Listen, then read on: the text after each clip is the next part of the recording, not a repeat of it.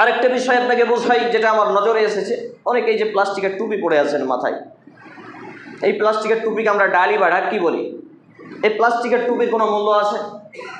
এই টুপি পরে আপনি শ্বশুর বাড়ি যেতে পারবেন, অফিস আদালতে যেতে পারবেন, ট্রাভেল করতে পারবেন, ট্রেনে বাসে, জোকার বলবে না, মাস্কারা করবে না।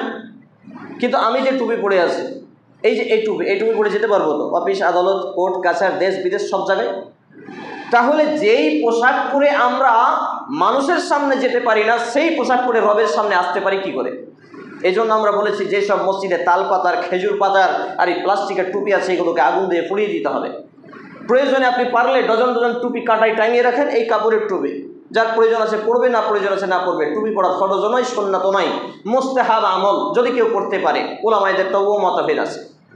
সম্মানিত উপস্থিতি ভাই এবং বন্ধুগণ, পক্ষান্তরে এ দাড়ি রাখা হচ্ছে ফাজিয়া আইন। মুসলিম পুরুষ হিসেবে দাড়ি যদি আপনি একদিন জীবনে কেটে ফেলেন, আর দাড়ি কাটার পরে যদি আপনি তওবা ইস্তিগফার না করেন, বা তওবা করেছেন আল্লাহর কাছে চাওয়ার ঢং হয়নি, বা তওবা করেছেন আল্লাহর কাছে কবুল হয়নি, তাহলে এই দাড়ি কাটার জন্য, একদিন দাড়ি কাটার জন্য হলে আল্লাহ রাব্বুল আলামিন আপনাকে শাস্তি দেবেন। অথচ দাড়িবিহীন মানুষ যদি আমাদের সমাজে ইমামতি করে, মানুষের কোনো মাথা ব্যথা হয় না। কিন্তু টুপি ছাড়া যদি মানুষ ইমামতি করে, বলে আহ, লোকটা কত বেয়াদব, টুপি ছাড়া ইমামতি করলো। এগুলো কিসের পরিচয়? ধর্মীয় জ্ঞান এবং শিক্ষাহীনতার পরিচয়। আর মূলত মুসলমান সমাজে ধর্মীয় জ্ঞান এবং শিক্ষার অবনতি হওয়ার ফলে আজকে আমরা দেখতে পাই, এই যে সামনে ভোট, আর এই ভোটের নামে বিভিন্ন মুসলমানের বাচ্চারা বিভিন্ন রাজনৈতিক দলের চামচামি করে, গোলামি করে, আর এরা দাঙ্গা ফাসাদ, রাহাজানি, খুন খারাপি সহ মদ, মাতাল, নারী, আরও কত কি যে তারা জড়িয়ে পড়ে।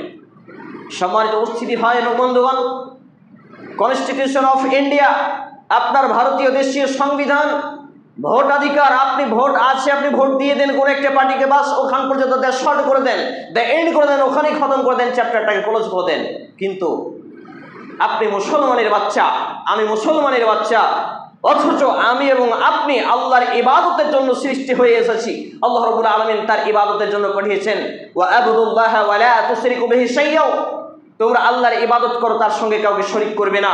আজকে রাজনৈতিক দলের চামচামি করতে গিয়ে হাজারো শিরক, হাজারো কুফরি, হাজারো আল্লাহর সাথে আল্লাহ দ্রোহিত কার্যক্রমে মুসলমানের বাচ্চারা নিমজ্জিত হয়।